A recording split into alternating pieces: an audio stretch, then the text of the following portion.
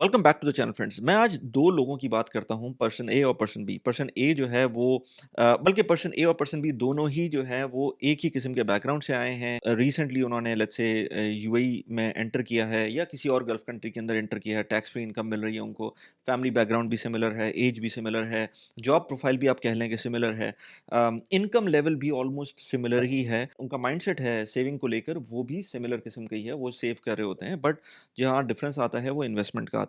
और इन्वेस्टिंग का difference difference जो है वो बहुत बड़ा ह्यूज फैक्टर प्ले करता है आपके अगले 10 15 20 सालों के अंदर जो भी आपको टाइम गुजारना है।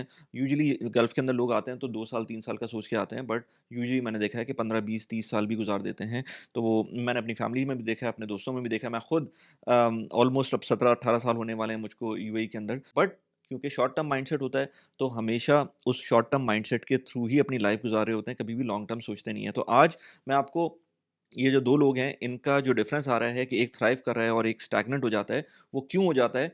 सिर्फ़ इसलिए नहीं कि उसकी जॉब अच्छी चल रही है, उसकी इनकम बढ़ रही है, अपनी जॉब के अंदर प्रमोशंस मिल रही हैं, so on and so forth. ये सिर्फ़ रीज़न नहीं होता, बल्कि उसकी जो इन्वेस्टमेंट्स होती हैं, वो उसके लिए काम कर रही होती हैं। वो कौन-कौन सी इन्वेस्टमेंट्स काम कर रही होती हैं, हम आज उसके बारे में बात करेंगे।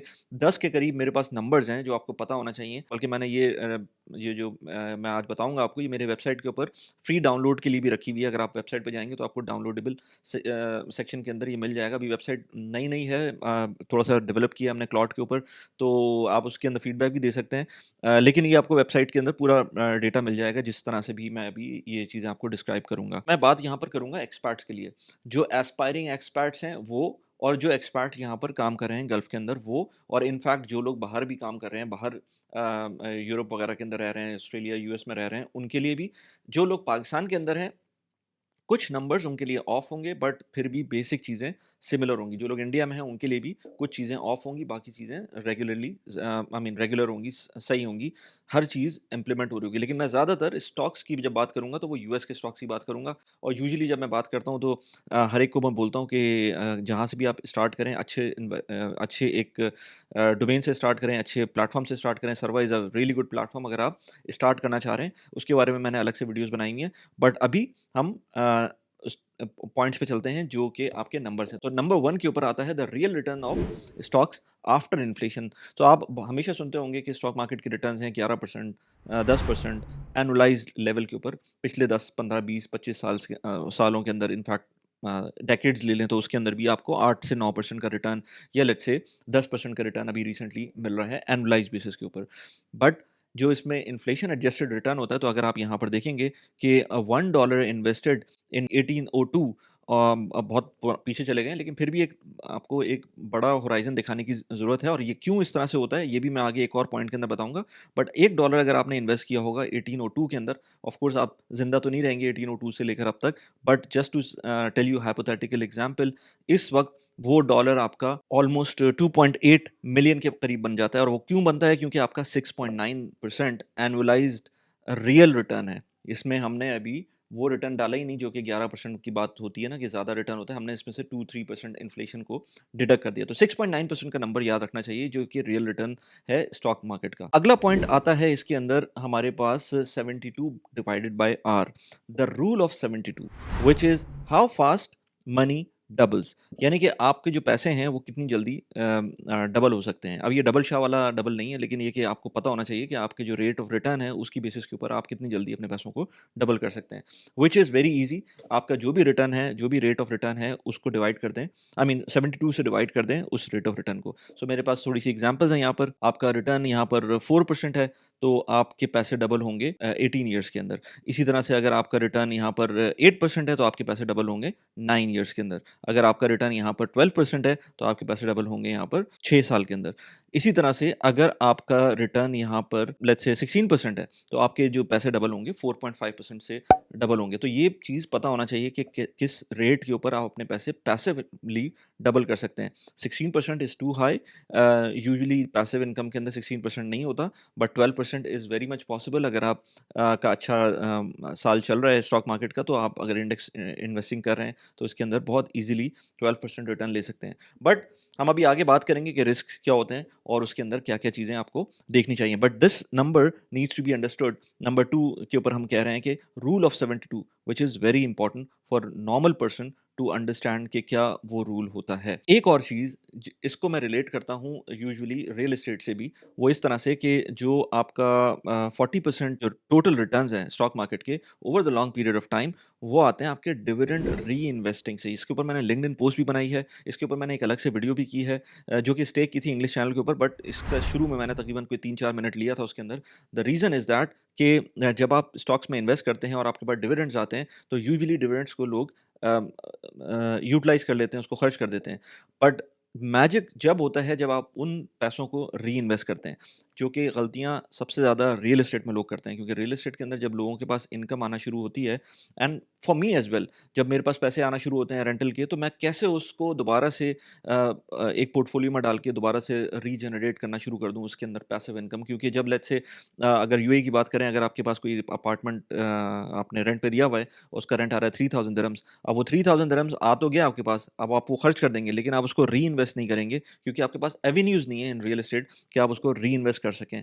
स्टेक के थ्रू आप कर सकते हैं, but I am not going into that. But normally real estate के अंदर आपके पास 3000 दिरहम्स के लिए इन्वेस्ट करने का कोई ऑप्शन नहीं होगा, जबकि स्टॉक्स के अंदर आपके पास ये एक ईज़ी ऑप्शन है कि आपके पास जो भी रिटर्न्स आ रहे हैं, आप उसको री इन्वेस्ट कर दें, डिविडेंड्स के जो भी पैसे आ रहे हैं, उनको री इन्वेस्ट कर दें।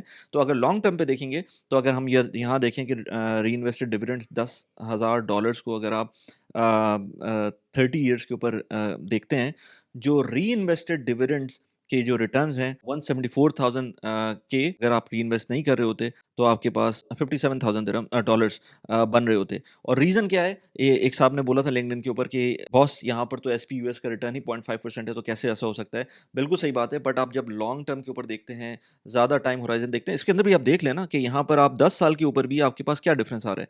10 साल के ऊपर आपके पास डिफरेंस आ रहा है तकरीबन 17,000 वर्सेस 25,000, यानी कि 10 साल तक भी आपने डिविडेंड री इन्वेस्टिंग की, तो सिर्फ जो डिफरेंस आ रहा है $10,000 के ऊपर, वो $17,000 वर्सेस $25,000 आ रहा है, तो ज़्यादा डिफरेंस नहीं है। बट जब ये लॉन्ग टर्म के अंदर आप कंपाउंडिंग का टाइम देते हैं उसको, फिर ये मैजिक होता है। सो इसलिए अमाउंट जितनी भी छोटी हो, बट अगर आप टाइम उसमें ज़्यादा इन्वेस्ट करेंगे या ज़्यादा देंगे उसको, then it will help you to grow the investment to grow. So this is very important point. I thought I'll just add it here again. The PDF of this is available on my website. अगर आप उसको download करना चाहते हैं तो download कर सकते हैं। अच्छा, इन्फ्लेशन ऑफ कोर्स जो अभी अभी हमने बात की, उससे पहले सेकंड पॉइंट में आई थिंक कि जिसके अंदर हमने बात की थी कि रियल रिटर्न क्या होता है, ये पहला ही पॉइंट था कि रियल रिटर्न क्या होता है। तो रियल रिटर्न को इम्पैक्ट कर रही होती है इन्फ्लेशन। अब ये 2% की इन्फ्लेशन, इस पर मैंने अलग से वीडियो बनाई है कि इन्फ्लेशन 2% यूजुअली लोग कहते हैं, बट कुछ के लिए इन्फ्लेशन 3% भी हो सकती है, किसी के लिए 4% हो सकती है, किसी के लिए 1.5% हो सकती है, डिपेंडिंग ऑन आपका साल किस तरह से गुजर रहा है, डिपेंडिंग ऑन कि आपने क्या क्या एक्सपेंसेस करने हैं इस साल। अगर फर्स्ट करें, मैं कोविड के टाइम पर बात करूं और मुझको ट्रैवलिंग ज़्यादा करनी होती, और ट्रैवलिंग उस टाइम पे बहुत एक्सपेंसिव थी, इस वक्त भी ट्रैवलिंग एक्सपेंसिव हो गई है क्योंकि ये जो वॉर सिनेरियो है उसकी वजह से। तो अगर आपको ट्रैवलिंग ज़्यादा करनी है तो आपके एक्सपेंसेस बढ़ गए हैं, और आपकी इन्फ्लेशन नॉर्मल लोगों की इन्फ्लेशन से ज़्यादा होगी। अगर आपकी इनकम कम है और आपको ग्रोसरी पे ज़्यादा स्पेंड करना पड़ता है, तो आपके लिए इन्फ्लेशन जो 2% इन्फ्लेशन है, उससे ज़्यादा आ रही होगी। सो ये एक एवरेज बास्केट होती है 2% की इन्फ्लेशन, इसको ऊपर-नीचे हो सकता है, बट पॉइंट क्या है? पॉइंट यहाँ पर ये है कि inflation is quietly eroding your wealth. अगर आप पहले साल से स्टार्ट करते हैं और 50 साल तक जाते हैं और अपने पैसे आपने लेट्स से 10,000 100,000 दिरहम्स या डॉलर व्हाटएवर इट इज़, आपने अपने पिलो के नीचे रख दिए। अब वो पैसे आप देखते हैं कि लेट्स से 50 साल बाद वो पैसे जब निकालते हैं, तो उनकी जो परचेज़िंग पावर है, वो सिर्फ़ और सिर्फ़ 37% के करीब रह जाती है। क्यों? क्योंकि इन्फ्लेशन ने उसके पैसे उड़ा दिए होंगे। होंगे तो वो अभी भी आपके in terms of bank notes, तो वो अभी भी 1 लाख दिरहम्स या 1 लाख डॉलर्स होंगे, बट क्योंकि इन्फ्लेशन ने उसकी ऐसी की तैसी कर दी है, तो आपकी परचेजिंग पावर वहाँ पर 37% रह जाती है। तो अगर आप 1 लाख 1 लाख की कोई चीज़ खरीद सकते थे, तो अब वही चीज़ आपको 37,000 दिरहम्स या वो डॉलर्स रह गए हैं आपके पास, तो उससे आप वो चीज़ ले सकते हैं। So this is very important to understand कि इन्फ्लेशन का क्या इम्पैक्ट पड़ता है अगर आप अनयूटिलाइज्ड अपना कैश रखते हैं। Now next point is really important. 10 दिन का, 10 days, miss them and you wreck your returns. फ़र्क कितना पड़ता है? और हम बात करें 10 डेज़ की over the period of 20 years यानी कि 20 साल के अंदर सिर्फ 10 दिन आप मिस करते हैं, आपके रिटर्न्स की जो मैग्नीट्यूड है वो हाफ हो जाता है। यानी कि अगर आप फुली इन्वेस्टेड रहते हैं, $10,000 आपने इन्वेस्ट किए और 20 साल तक उनको छोड़ दिया, तो आपके जो रिटर्न्स हैं, hypothetically speaking, same rate of returns के ऊपर बात करेंगे तो $65,000 के रिटर्न्स आ जाते हैं। अगर वही लेट्स से उन 20 सालों के अंदर सिर्फ 10 दिन आपने पैसे रिकवर कर लिए, अपने पैसे निकाल लिए और फिर दोबारा से डाले, यानी कि आपने सोचा कि यार नहीं, यहाँ पर मार्केट बहुत बुरी तरह से नीचे चली गई है, I will just pull my money off. जैसे ही आपने पैसे निकाले और उसके बाद दोबारा रीइन्वेस्ट किए, जब मार्केट दोबारा से ऊपर जाना शुरू हुई, आपने वो एक दिन मिस किया, फिर इसी तरह से मल्टीपल टाइम्स आपने 10 टाइम्स इस तरह के दिन मिस किए, तो 10 दफ़ा जब आपने ये किया, तो आपके जो रिटर्न्स हैं वो $32,000 रह जाएंगे। वो जो $10,000 थे वो सिर्फ और सिर्फ $32,000 बनेंगे, जबकि अगर आप सिर्फ इन्वेस्टेड रहते तो उसके अंदर वो $65,000 बन रहे होते हैं। और यही चीज़ लोग गलती कर रहे होते हैं। आप ट्रम्प की ट्वीट देख लें, एक ट्वीट से आगे पीछे हो जाती है मार्केट, एक इंसिडेंट से आगे पीछे मार्केट हो जाती है, but over the long period of time it remains profitable. The world is working, the world is productive. काम हो रहा है, लोग अपनी जो कंपनीज अपने प्रोडक्ट्स बेच रही हैं। एक दिन ऊपर नीचे होने से कुछ नहीं होता, एक महीना ऊपर नीचे होने से कुछ नहीं होता, एक साल ऊपर नीचे होने से कुछ नहीं होता। इवेंचुअली जो कि प्रोडक्टिविटी है वो बढ़ेगी और इसी तरह से आपके प्रॉफिट और रिटर्न्स भी बढ़ सकते हैं जो स्टॉक मार्केट में इन्वेस्टेड होता है। पॉइंट ये होता है कि आप लॉन्ग टर्म इन्वेस्टेड रहें और हमेशा अपना होराइजन लॉन्ग टर्म रखें। इसी से रिलेटेड अगला पॉइंट है जिसके अंदर हम correlation of price to earning in long run देखते हैं। इसको मैं ज़्यादा डिटेल में इसलिए नहीं जाऊँगा कि ये बेसिक वीडियो है, but just to reiterate from the previous point कि जो आपका जो इकोनॉमी ग्रो हो रही होती है, क्योंकि कंपनीज चीज़ें बेच रही होती हैं, कंपनीज प्रोडक्टिव हो रही होती हैं, पॉपुलेशन ग्रो हो रही होती है, तो ऑटोमेटिकली आपकी एक तो इन्फ्लेशन बढ़ रही होती है और साथ में जो कंपनीज के प्रॉफिट्स हैं वो बढ़ रहे होते हैं। कभी आप कभी आप एक्सपेंसिव स्टॉक्स ले रहे होते हैं, कभी आप चीप स्टॉक्स ले रहे होते हैं। जब कोई न्यूज़ आ जाती है तो आपको पता चलता है अच्छा यहाँ पर आप बाय कर सकते हैं दोबारा से, तो बाय कर लेते हैं। बट ऊपर नीचे होने से कुछ नहीं होता। जब आपको चाहे एक्सपेंसिव लें चाहे चीप स्टॉक्स लें, अगर आप लॉन्ग टर्म के पॉइंट ऑफ व्यू से ले रहे हैं, अच्छा इंडिविजुअल कंपनीज के अंदर भी नहीं लेना चाहिए, उसके ऊपर मैं अलग से बात करता हूँ। कि हमने देखा है कि नोकिया, ब्लैकबेरी, बोइंग जैसी कंपनीज अब उनकी सिचुएशन क्या है लास्ट 20 ईयर्स के अंदर। सो इसलिए इंडिविजुअल कंपनीज के अंदर नहीं, मैं सिर्फ और सिर्फ इंडेक्स इन्वेस्टिंग की बात करता हूँ। अगेन सर्वा की रिलेटेड जो भी वीडियोस हैं मैं उस पर ये बात कर रहा होता हूँ। यहाँ पर हम देखेंगे कि किस तरह से जो ब्लू लाइन है वो इंडेक्स प्राइस है। अब इंडेक्स प्राइस ऊपर नीचे हो सकती है, जैसे हाउसिंग मार्केट है ना, कि घर बहुत एक्सपेंसिव हो सकते हैं जबकि सब कुछ सेम चल रहा है, बट घर एक्सपेंसिव हो रहे हैं। आपकी इनकम सेम है बट घर एक्सपेंसिव हो रहे हैं। इसी तरह से घर सस्ते हो रहे हैं, इनकम भी बढ़ रही है तब भी घर सस्ते हो रहे हैं। ऊपर नीचे हो सकता है, बट एक टाइम आएगा ऊपर नीचे होते होते एक जगह पर आकर ये चीज़ें एडजस्ट होंगी। इसी तरह से स्टॉक मार्केट के अंदर भी कोई न्यूज़ आ जाती है, एकदम से मार्केट गिर जाती है, तो वो बहुत चीप हो जा हम कहते हैं कि बहुत चीप हो गई है मार्केट, क्योंकि हमें अब we are getting more bang for our bucks, यानी कि हम खरीदना जब जाएँगे तो हमें ज़्यादा सस्ता स्टॉक मिल रहा होगा या ज़्यादा सस्ती चीज़ मिल रही होगी कंपेयर टू लेट्स से जो उसकी प्राइस टू अर्निंग रेशियो है। अगेन एज़ आई सेड कि मैं अभी इसमें टेक्निकल डिटेल्स में नहीं जाऊँगा। पॉइंट मेरा ये है कि जब भी आपका इंडेक्स ऊपर नीचे हो रहा होता है, स्टॉक मार्केट महँगी या सस्ती हो रही होती है, आप उसको अगर सिर्फ बाय कर दें तो इवेंचुअली जाकर एडजस्टमेंट आती है, क्योंकि जो आपके कॉर्पोरेट अर्निंग्स हैं वो तो ऊपर ही जा रही हैं। ये नहीं हो सकता कि अगले 10 साल तक कॉर्पोरेट अर्निंग्स स्टैग्नेंट हो जाएँ। यानी कि मैं ये कहूँ कि एप्पल अपने जो फ़ोन्स बेच रहा है वो अब अगले 10 साल तक एक सिमिलर रेंज के ऊपर बिकते रहेंगे। वो ना उसमें ग्रोथ हो रही है, ना नीचे जा रहे हैं, एक सेम सेम रेट के ऊपर जा रहे हैं। अगर ऐसा होगा तो वो कंपनी ही नीचे चली जाएगी और उसकी जगह कोई और कंपनी ले लेगी। सो अगर ऐसा होगा तो आपने जब इंडेक्स लिया होगा तो वो जो दूसरी कंपनी होगी वो आपके इंडेक्स में आ जाएगी और उसके थ्रू आप अपने प्रॉफिट्स ले रहे होंगे। So that is why corporate earnings are keep on growing, not one single company but multiple companies. जब भी मैं कहता हूँ not don't buy a company, buy economy. जब आप इकोनॉमी बाय करेंगे, चाहे यूएस की इकोनॉमी बाय करें, चाहे पाकिस्तान की इकोनॉमी बाय करें, चाहे इंडिया की इकोनॉमी बाय करें, चाहे वर्ल्ड इकोनॉमी बाय करें, इवेंचुअली आपको इसमें फ़ायदा होगा लॉन्ग टर्म के ऊपर। अगला पॉइंट है, बहुत ज़्यादा लोग यूज़ करते हैं फायर मोमेंट के अंदर के 4% विड्रॉल रेट होना चाहिए। अगर आप कोई भी चीज़ इन्वेस्ट करते हैं तो आपको अपना कैलकुलेशन 4% के हिसाब से रखनी चाहिए।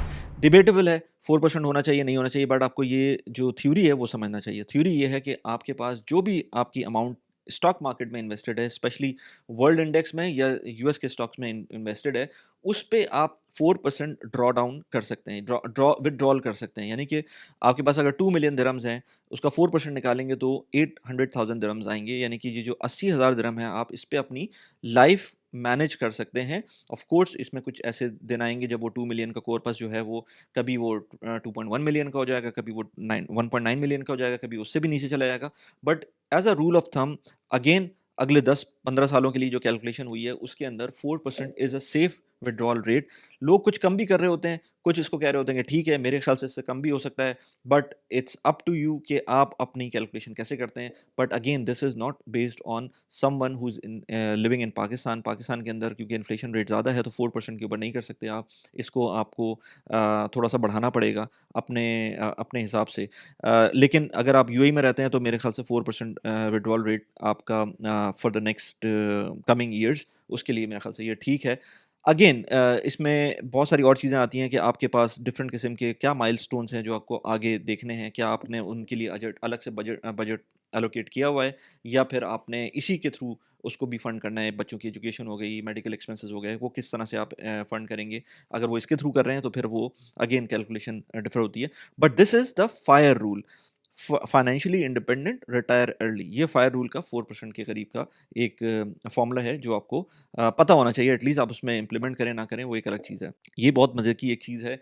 14%, -14%, this is a normal dip you should expect every year. यानी कि ये जो एक एवरेज आपको लाइन नज़र आ रही है, ये -14% की एक लाइन है, और आप देख रहे हैं कि ये एवरेज इतना ही एक ड्रॉ डाउन होता है every year in in the stock market. तो आप यहाँ देख लें, लेट्स से 2013 के अंदर जो ड्रॉ डाउन हुआ था, -6% हुआ था, उसी ईयर जो हमारा प्रॉफिट हुआ था वो ऑलमोस्ट 22.4% का रिटर्न था।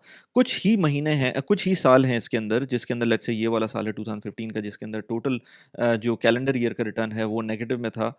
इनफैक्ट वो भी पॉजिटिव में ही था, 1.4% था, बट जो ड्रॉ डाउन था वो -12% था। इसी तरह से अगर मैं इसको देखूँ, 2018 को देखूँ, तो 18 के अंदर -4% का रिटर्न था जो स्टॉक मार्केट का था, और जो टोटल ड्रॉ डाउन था वो 20% का था। इसका मतलब ये है कि किसी एक महीने, लेट्स से मई में, या लेट्स से लास्ट ईयर जैसे ट्रंप ने कहा था ना, जब ट्रेड टैरिफ लगाए थे तो एकदम से स्टॉक मार्केट नीचे चली गई थी। अब मैं अगर 2014 के 24 अच्छा इसमें 25 तो है नहीं, लेकिन 24 को भी देखें तो 24 के अंदर यहाँ पर एकदम से -8% पे मार्केट चली गई, ऑल टाइम हाई से, या अपनी जो लेवल थे उससे 8% नीचे चली गई। बट उसी साल का जो टोटल रिटर्न है जनवरी से लेकर दिसंबर, उसके अंदर का जो रिटर्न है वो आपको 25% का मिल रहा है। इसी तरह से अगर कोविड का साल देखें तो उसमें एकदम से जब कोविड आना शुरू हुआ था, मार्च की बात आई थिंक ये, कि मार्च में एकदम से जो स्टॉक मार्केट नीचे गई थी वो -34% नीचे गई थी। बट उस साल का जो स्टॉक मार्केट का रिटर्न है वो +18% है।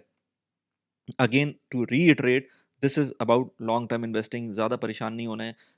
-14% dip is nothing in stock market. मैं तो अपने पोर्टफोलियो को -20%, 25% पे एक्सपेक्ट करता हूँ कि किसी टाइम पर ये नीचे आ सकता है। सो इसलिए लॉन्ग टर्म आप जब रहेंगे ना कि अगले 15-20 साल के लिए इन्वेस्ट करना है, तो आपको परेशानी नहीं होगी। बट जब आपकी रिटायरमेंट एज करीब होगी तो उसका एक अलग सिस्टम है जो आपको स्टॉक मार्केट से थोड़ा सा अपने आप को दूर रखना है जब आपकी रिटायरमेंट एज करीब आ रही होती है। But at the same time बहुत सारे लोग वो भी उसको भी कंटिन्यू करते हैं। Again if you want we can have a one on one call on that. Again, you can book the call on my website, which is available, and you can go there on the website to see more options, more services that I'm giving, जिसमें community services भी हैं। WhatsApp के अंदर आप enroll कर सकते हैं, one on one call ले सकते हैं। इसके अलावा आपको पूरी डिटेल मिल जाएगी जो भी मेरा पोर्टफोलियो उसके हिसाब से भी। 1% फी इज़ वेरी इंपॉर्टेंट। ये जो अगला पॉइंट है इसके अंदर लोगों को ये समझ नहीं आता कि जब आप म्यूचुअल फंड में इन्वेस्ट कर रहे होते हैं उसके अंदर फीस क्या है। मैंने कितने लोगों को ऐसे देखा है जिन्होंने म्यूचुअल फंड में इन्वेस्ट करके भूल गए उसको। उनको ये नहीं पता होता, कभी कभी ये 1% तो कम बता रहा हूँ मैं, इसमें कभी कभी 1.5%, 1.8% की फीस आ रही होती है। तो 1% फीस अगर आप ऐड करते हैं अपने पोर्टफोलियो के अंदर, 30 साल तक उसको चलाते हैं इसी तरह से, $10,000 इन्वेस्ट करते हैं, slowly and gradually fees compound होती है, एंड देन वो जो फाइनल आपका पोर्टफोलियो रिजल्ट है वो $10,000 आपके बनते हैं तकरीबन $1,00,000। और अगर आप वो फीस पे कर रहे होते तो आपके वो $1,00,000 नहीं बनते, $76,000 बनते। So this is something which you need to understand कि यहाँ पर जो आपका पोर्टफोलियो है that is the fees is actually eating up your profits. $25,000 का डिफरेंस आ गया है यहाँ पर 30 साल के अंदर। सो शुरू में आपको नहीं समझ में आता, अगेन 10 साल की बात करेंगे तो 10 साल के अंदर वो 1% फीस कितना डिफरेंस दे रही है आपको, $21,000 और $19,000, सिर्फ $2,000 का डिफरेंस है। But once you grow your portfolio over the long period of time, again this shows कि टाइम कितना ज़्यादा इम्पैक्ट करता है कंपाउंडिंग को। सो अंडरस्टैंड, जिस भी चीज़ में भी इन्वेस्ट कर रहे हैं उसकी फीस इंपॉर्टेंट है टू अंडरस्टैंड। बाकी एक again to reiterate about the long term perspective कि जब भी आप लॉन्ग टर्म पे इन्वेस्ट करते हैं तो जो 20 साल का पीरियड है वो हमेशा आपको पॉजिटिव रिटर्न देता है। ये हम पिछले 1880 से बात कर रहे हैं, ये मतलब ये मैं एक 10 20 25 30 100 साल की बात नहीं कर रहा, मैं ये उससे पहले जा रहा हूँ मैं। और पहले यानी कि ऑलमोस्ट डेकेड पहले, उससे पहले जा रहे हैं। तो पता चल रहा है कि 1980s के अंदर जो आपका एवरेज रिटर्न था वो 6.2% था। 1880s के अंदर। फिर 1890 से 1910 तक जो रिटर्न था वो 5.8% था। इसी तरह से सो एंड सो फोर्थ, ये रिटर्न्स आपको 20-20 साल के ऊपर सारे के सारे रिटर्न्स पॉजिटिव हैं। जो मिनिमम रिटर्न आपको मिला है 1970s में, 1970 टू 1990 का जो रिटर्न है annual, by the way annualised return है, तो वो जो एनुअलाइज्ड रिटर्न है वो 1.8% है, which is of course low. But उसके अंदर सिचुएशन डिफरेंट थी, इन्फ्लेशन की प्रॉब्लम्स थी, वॉर्स थी वहाँ पर उस वक्त, बहुत सारे और मसले थे, तो जिसकी वजह से आपको यहाँ पर रिटर्न्स कम नज़र आ रहे हैं। इसी टाइम पर गोल्ड के रिटर्न्स बहुत अच्छे थे। इसी पॉइंट पर आज इसको मैं फिनिश करता हूँ। एक और बहुत इंपॉर्टेंट पॉइंट है। इसी तरह देख लें, आपको जो 20 साल का एवरेज रिटर्न है, ये आपको जितने भी चार्ट्स नज़र आ रहे हैं ये 20 साल का एवरेज रिटर्न शो कर रहे हैं स्टॉक मार्केट का। सो अगर आप ये सबसे ज़्यादा जो रिटर्न है 1980s के अंदर, 1980 से लेकर 2000 तक जो स्टॉक मार्केट का रिटर्न एवरेज आपको मिला है वो 13.2% का रिटर्न है। जब भी मेरे ख्याल से वॉरेन बफे वगैरह इस अच्छे ज़माने के अंदर थे और उन्होंने काफ़ी एक दे दे राइड द वेव, जब भी उनको एक जाइगेंटिक किस्म के रिटर्न्स मिले पुराने जो लोग थे उस टाइम पर। अभी भी बुरा नहीं है। 2000 लेट्स से 4 से लेके 24 तक का जो रिटर्न है वो तकरीबन 6.9% का है। बट उसमें हमारा एक लॉस्ट डेकेड भी आता है, 2000 से लेके 2011 तक उसमें कोई अच्छा खासा रिटर्न नहीं था। अब जो आगे अगर हम देखेंगे तो प्रॉब्ली और अच्छे रिटर्न्स आएँगे, क्योंकि अभी तक तो हमें स्टॉक मार्केट अच्छी नज़र आती है। सो ओवर द अगेन इसमें भी रीइटरेशन वही चीज़ की है कि आप 20 साल के ऊपर जब रहेंगे तब आपको एक अच्छा एक देखने को मिलेगा अपना पोर्टफोलियो ग्रोथ। जो मैं बात कर रहा था वो एक बड़ा अच्छा-सा पोर्टफोलियो है जो मैं अक्सर अपने वीडियोज़ के अंदर शो कर रहा होता हूँ। उसमें अगर आप देखेंगे इस पोर्टफोलियो के, तो उसमें आपको नज़र आएगा कि ये 25-25-25% का पोर्टफोलियो है। इसके अंदर बहुत सिंपल सा पोर्टफोलियो है। अगर आप अपनी वेल्थ को 4 हिस्सों में डिवाइड कर दें, 25% स्टॉक्स ले लें, 25% मेटल्स ले लें, 25% कैश और इक्विवेलेंट ले लें और 25% रियल एस्टेट ले लें, तो आप बहुत सेफ चलेंगे अगले 15, 20, 25 सालों के अंदर। मेटल्स में आप ऑफ कोर्स गोल्ड ले सकते हैं, सिल्वर भी ले सकते हैं, मेरे ख्याल से गोल्ड सही है। मैं इतना ज़्यादा एलोकेशन नहीं रखता गोल्ड के अंदर, 25% is too much for me. I hardly have 10% at max of my full portfolio in gold.